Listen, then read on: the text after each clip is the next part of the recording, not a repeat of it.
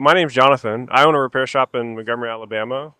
So we've used, I believe you guys offer Amtech products, or Yeah, that's actually one of y'all's in-house yeah, products. we manufacture. That's really awesome. We've used Amtech. We purchase it currently through vendors like Mobile Centrics or Yes, Enter Gadgets.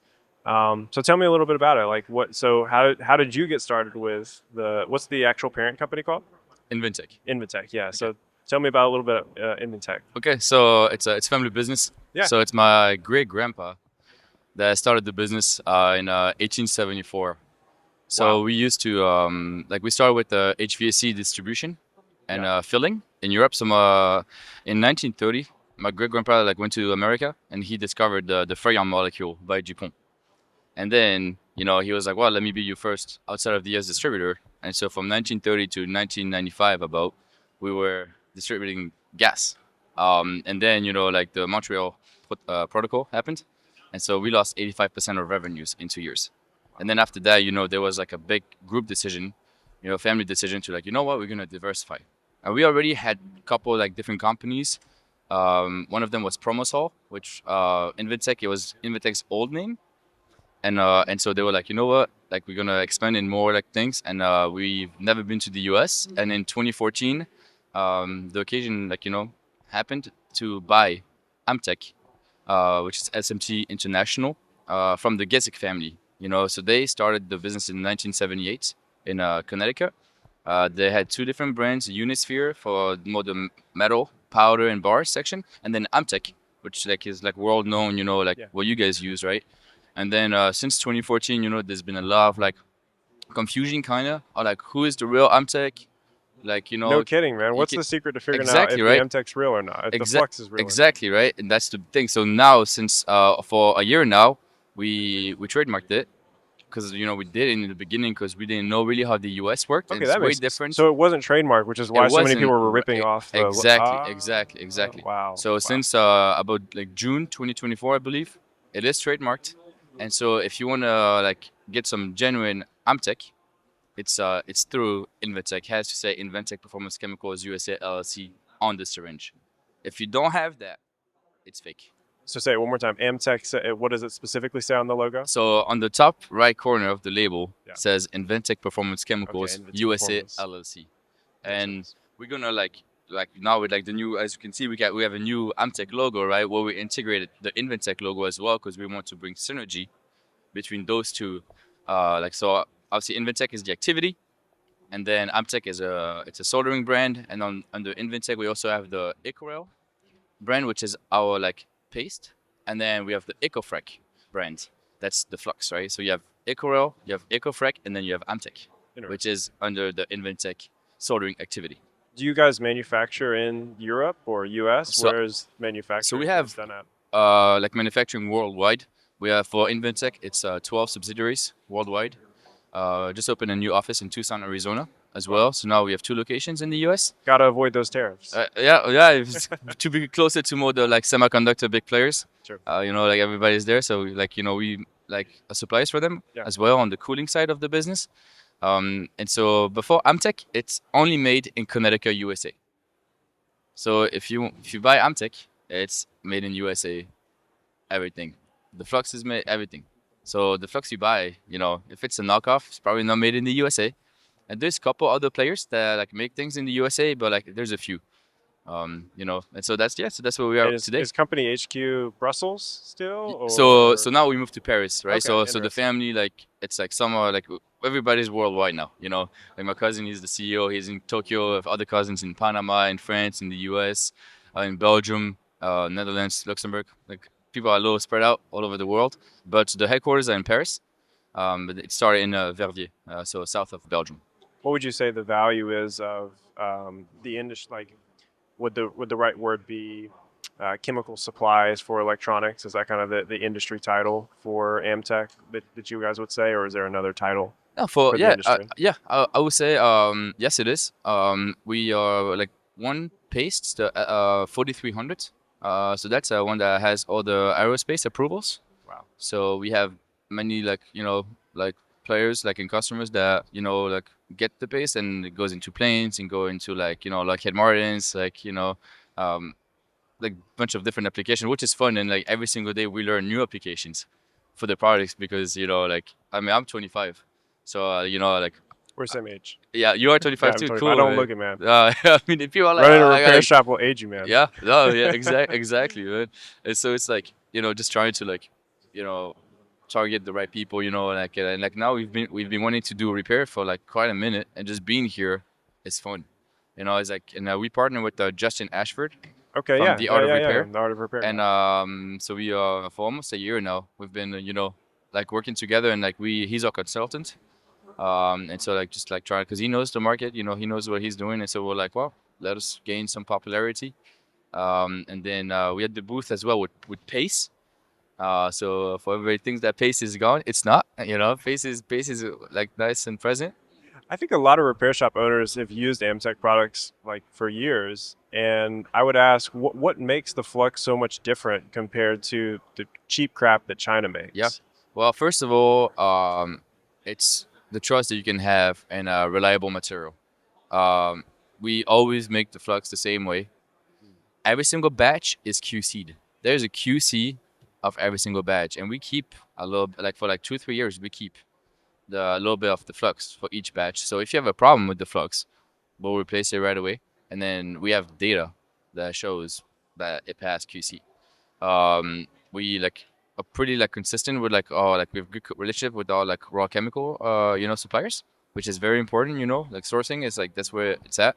Sure. And then we just have very very strict procedures, on how we make stuff, and it's just like like people seem to like it, like it works great.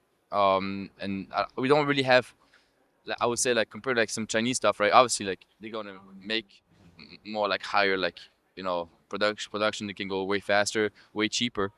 But like the QC behind it, is not there, and then Sure. there is no like technical support. If you have a problem, man, we'll come sit down with you and we'll come help you and try to like maybe you chose the wrong flux. You know what, we're gonna bring a couple flux with and like let's try what works best for you, man. And so it'd be really like what allowed us to be in business, in the own group for 151 years is the vocation to service. That's at the core of everything we do. We have good products, but competitors have good products too.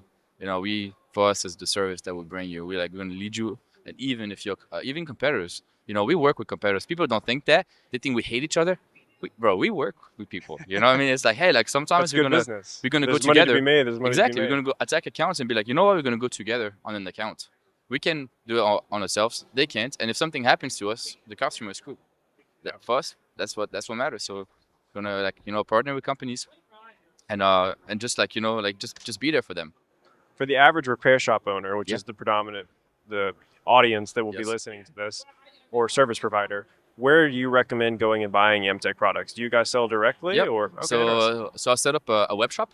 Okay, So awesome. it's a shop.inventec.dion.com, Okay, and people can purchase flux, paste, wires, BGAs on that web shop.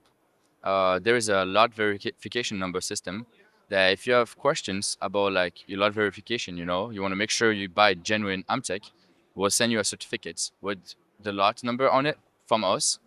And then as well, I set up Amazon. So now the NC559 V2 and NC559 ASM, 10cc and 30cc are available on Amazon for single units purchased. nice. You guys Amazon got to get rid of the other Amtechs on and Amazon now. That was been a it big is problem for years. yeah, and it is now. Okay, good. So we like registered the brand with Amtech couple months like the Amtech brand on Amazon a couple months ago. Yeah, Amazon is a hell of a pain to yeah, deal with. yeah. So now we get there, we got all the paperwork in, everything is good, and so now we're just rolling and yeah, like trying to make sure people get access to the genuine stuff, whether it's the Amtech name or whether it's people using NC559. That's Amtech too. So all those names are included in like the trademark. And so yeah, so we now we're just like browsing, seeing there's some newcomers that like and just like monitoring, but it's been a hell of a ride. But we there like now I think like people type Amtech on Amazon, like we're the first ones there, and That's really cool. like a little bit less confusion for people, and just try to help, make sure people can still repair things. I don't know how long you've evaluated like the American market versus the European Hmm. market when it comes to like repair shops or Yes. repair service providers. Have you noticed any big differences in terms of maybe the products they're using or like how much of the products they use? Like, I know, for example, in Asia, there's a like the average repair shop is soldering 1,000%, right? They're taking off CPUs and they're reballing things. They're replacing every port. Hmm. You're using flux to do this, right? Versus in America, that's not as common, right? It's a lot of the tech depots that are doing that, but it's maybe not like your mall kiosk like it would be in India. Yes. Do you have any insights on that, or would you agree with that in terms of Europe from US? Like, you have any thoughts on that? I think like from a European point of view, right? For technology wise, you know, like the US is like the mentality more is like if it's not broken, don't fix it. Yeah, Which in Europe, it's like, well, like if it's broken, let's make sure that if we fix it with the latest technology that we have, with the latest regulations that we have, right? So that's, I would say, like on the regulation side, in Europe, it's more focused on like, okay, what is the best for the environment, what is the most sustainable, yeah, and then what makes the most sense for the consumer, yeah. you know? Um, because and then it's like, okay, we have this new thing, this new law came out, we have to respect it. The customer is not really going to complain about that. It's going to be like, okay, like, well, like we have to compare with authorities. Well, like compared to the US, I feel like there's more freedom for that, right? So for example, like, I mean, good example is like the use of lead.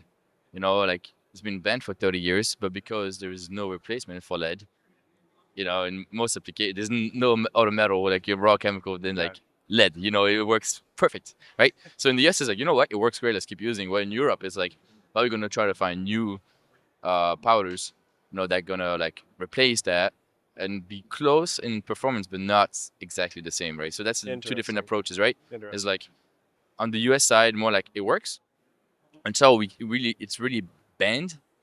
We're gonna keep using it. And in Europe, it's like, well, like, you know, we always say like we like come up with a new product, and 6 months later we start developing an alternative for that product because we know it's gonna be phased out 2 years after. So that's kind of like a Inventec how we think, right? Interesting. And Interesting. and so always like, you know, innovations, right? So like inspiring innovation, that's our slogan.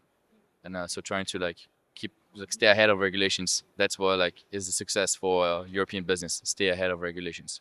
That's There's awesome. no other secrets. Otherwise, they'll block you. The Europe is definitely ahead of the U.S. when it comes to any of like right to repair laws, Yeah. anything to do with the device. I mean, we can thank Europe for the USB-C on the iPhone, right? Like, I mean, had the XR for like 5 years. I was like, I'm getting the USB-C, man. It was like a pain in the ass, you know, just always two charges, whatever. And now it's done. But a lot of Americans were super mad about that. yeah, some were. I think some were happy. I was happy. I don't want to have to keep changing. Like, especially as a repair shop owner, now we can finally have one cable. Used to it was like, You you remember have at all the trade shows different they had the four cables. different things, like with the Yeah, four different cables on it. yeah, that definitely wasn't good for the phone. Right, right, yeah. But Apple, I think Apple was paying like a crazy amount of money each quarter to keep the Lightning charger. Yeah. Like, it's just Well, like they make a ton of money ex- selling ex- ex- proprietary chargers, even if it was inferior. exactly. But No, exactly. No, so, but like, did that answer your question for the like Europe? I yeah, guess. yeah, Okay, that's helpful. okay. Yeah, that's helpful. That's interesting. For Amtech's products, I love the new green logo. You Our like? logo. I don't have it here. I have it on the table somewhere here, but it's also a green color. So Yeah. Okay. it's Very nice. Well, we're sustainable. You know, that's where the idea is to that's what be. the Yeah, idea is. You know, sustainable, and then for like for example, our cleaning chemistries. You know, we like have a recycling program. interesting. So customer service, you know, service sales like great story, and then the service that's like products that they do, of course, but I guess the like what's behind it, and so that's what like we get the chemicals back. We have a whole distillation, a couple distillation facilities worldwide, you know, and then we just like really like sell the products at a discounted price to the customer. So we just keep, and that's in the same mindset that than refrigerant gas, right?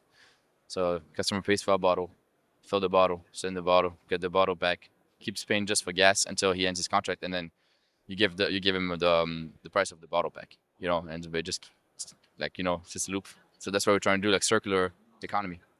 That's very true. Yep. Yeah, I know Europe's really big on that too. Yeah, They have a lot of and incentives for it. recycling makes sense, even business wise. Whereas like the opposite, it's kind of like, yeah, like sure, Yeah, but it makes sense. I think a lot of businesses, especially in America, they try to not, maybe that try is not the right word. They just don't recycle properly because it's labor intensive, right? It is more time consuming, true. right? Like truthfully, yeah, it is. cheaper from a cost perspective to take an old house and take the old materials and use those to rebuild another one. But people don't want to do that oftentimes because the extra labor that's necessary to do that.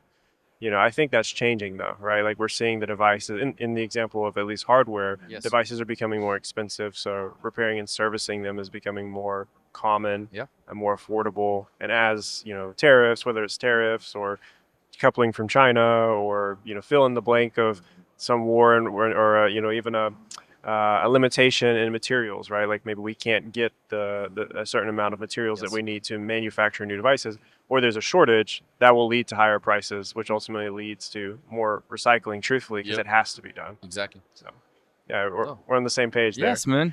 Yeah, and like I'm so happy the Right to Repair Act happened. It's been a long haul for like governments and stuff like that, but it's the right way to go. It makes sense to protect the electronics better, to be able to repair them better. Like have less like burned boards Yeah, and and stuff. e-waste. Exactly. Yep. Exactly. And then and because recycling, to be honest, so we worked on a couple projects with Apple on the cleaning side, and they send all their stuff to China. Everything is being recycled in China. Why? Because like chemical waste there is way less regulated, so that's where people go. Sure. And so like with now the Right to Repair Act, that like brings it more to like well, we could be able to like repair stuff locally. Hmm. So now it's like how do we put that together for the repair shops? To like get like a little bit of government like help to like target like customers and be like, well, like we're here locally in your town, and that like kind of idea of like a repair shop is like stuff everywhere, like free stuff, but it's like it's a genuine business. We like support it by the government, and it's like we like gonna like help you like repair your electronics, so you can keep them longer. So I Very think true. that's like At a micro level, right? Like that's the Yep, most important. That's true repair. A exactly. lot of people swapping screens. That Yeah. is a form of repair, but it's Yes. not as sustainable as actually Yeah. swapping a Yeah. HDMI port or a USB Exactly. Yeah. port or I used to even do that in CPU. college, man. I Okay, was swap batteries and screens for like cause like for everybody. that's And they're like, interesting. how can you do it? I was like, I came 10 minutes. It took me 10 minutes. And it's like done. It's fun. So what's it like being? You said you're the great grandson of the original founder. Is that correct? So I'm the fourth Fourth generation. Yeah, generation. yeah, yeah. What's that like? Like, is your entire family been working in the company for multiple So less generations? and And less. So it started like the second generation. They were all in. Third generation, 60% in, and now it's like more like 25-30% of my cousins that are in it. It's a lot of fun, like it's like obviously like a beautiful heritage, yeah, and just like willing to like learn, willing to like help with like whatever you can help, and then like me being in the U.S., it's easier. I have another cousin. He runs the Tucson office, but it's fun. Like just like keep on the legacy and just like make sure that like now it's a huge challenge in the U.S. People in Europe, you say Inventec, a lot of people are familiar with us. Here you say Inventec, they're like what? But, so it's a good challenge. We don't have a good reputation and we don't have a bad reputation. So that's a like pro and con at the same time. And so now it's just like like attending shows like this, meeting people like you, talking with people, and just like seeing if we can help people out. That's really like at the core of what we do, man. Just help people you out. mentioned you did some repairs in college. Was that at a repair shop No, or in just my on your dorm own? room. Okay, Yeah, it's just like mostly because I was like my battery was down. I had a iPhone 6 in like 2020, so I nice. was like, you know what? Like, let me change the battery, let me change the screen, blah blah. And I started doing some like camera like repairs a little bit. One time I did a 13 back screen repair, and I was like, like freaking like it took hours. That was a mistake. I didn't really know what I was doing. Do you live in the U.S. now? Yes, yes. So I'm married an American, Okay, and so like I'm so sorry. she's from she's great, man. God bless me, man. Like a beautiful wife. Where's your wife from? Wisconsin, Okay, and so nice. so that's what like finished my school there, got my MBA last year, and then now we live in Connecticut Okay, at the office, and we're moving back to Wisconsin in November. that's awesome. That's Yeah, like awesome. I did like a year and a half there, and now like I'm taking like a different position, global cooling product manager. So that's a big thing that we do.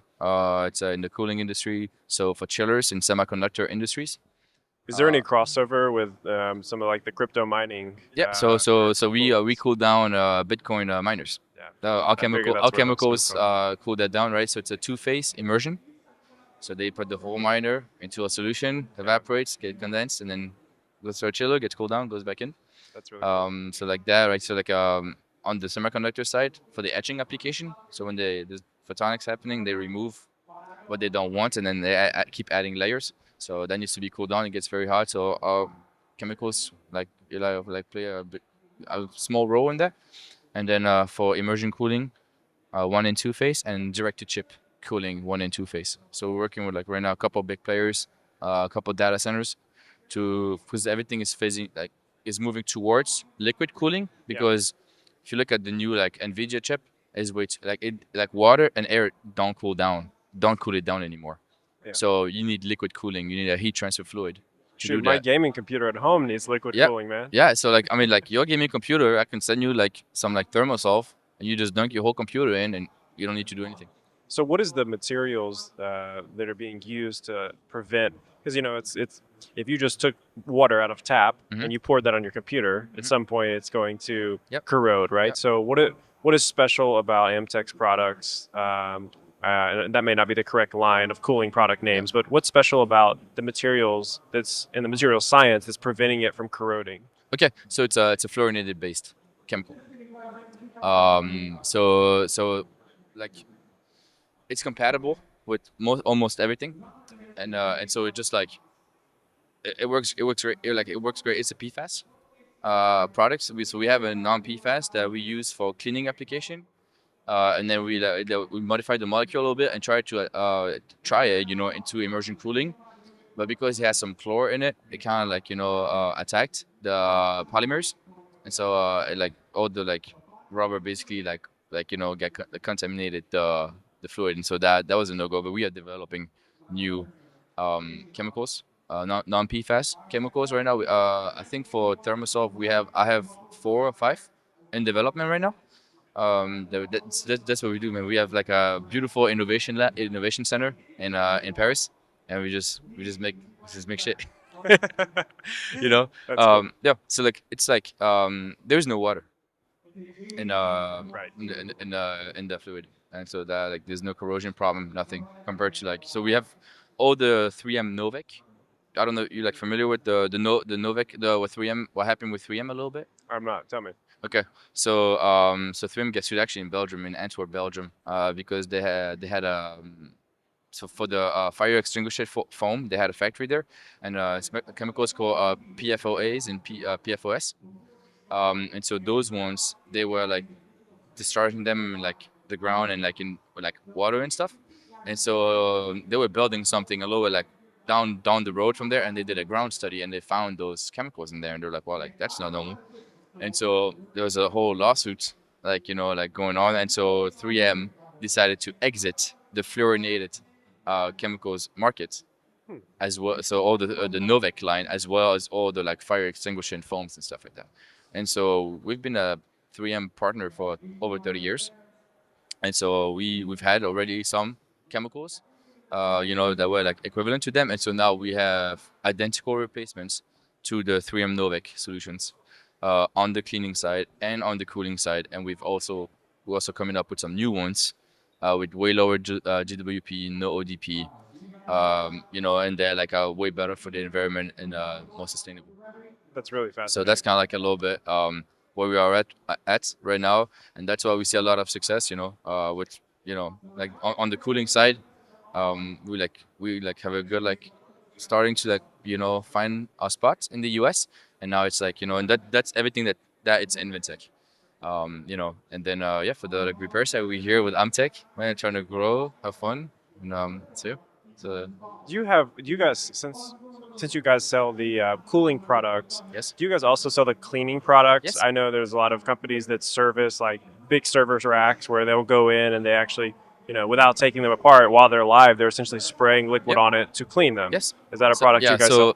so in Inventec we have soldering, cleaning, coating, and cooling solutions, right? So we start at the core, we chemists, and we started with cleaning solutions, right?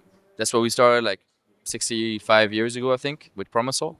And then, well, like, while we know how to clean flux residues, well, we most likely know how to formulate it. So I was like, all right, let's go. So we start formulating soldering materials, and then it was like, wow, we know how to like make the solder materials. We know how to clean them. Wow, we probably know how to coat them as well. So we came up with some coatings, and there was for conformal coatings. We partnered with a French company. It's called AB Chimie. They've been always wanted to go international, and we have worldwide distribution availability. So like they partner with us, and we distribute they conformal coatings, and we have a new ultra thin coating that came out a couple years ago, and that one it can be as small as 0.2 microns thick, and that's the by dipping process. So you take your board after let's say you at San Mina, like Jabo or like Flex, whoever like the EMS is. Take your whole board once it's done, make it go through our coating, which is called Promosoft Coat UT10. Make it go through, take it out. It's dry in less than a minute, Hmm. and then there's no need for masking, nothing. And then if you have to do some plugs, drill holes, whatever you have to do after that, it's so thin that you just plug right through it. It doesn't affect no connections, nothing. Wow. And so that's a big game changer. We start seeing like a lot of interest in that. A couple testing going on right now, and that's exactly with the right to repair mentality going on. It's like, what, we're gonna protect the boards. We have to protect our boards. And then for you guys on your guys' side, for we worked hot air, so thin, hot air done. You, Wow. right away, and then you just redip it, no problem. And you don't need to clean. It's compatible with most flux residues. Huh. So if like automotive, for example, industry, they don't clean. They never clean. No, no, there's oil everywhere. No. And so yeah, so they do that. And so we have started like getting a couple of qualifications right now, and like for automotive, big automotive like players, by doing the application, it works great. That's amazing. Yeah. Well, thanks for coming on, man. Cool. I really appreciate it. Cool, And man. say the website one more time that customers can go to if they're So interested in finding Amtech products. yeah, so it's shop.inventec.com. Awesome. Cool, man. Awesome. Well, Well, thank you thanks for for having this, me. brother. It was a This was pleasure. fun. Thank you very much. Oh yeah.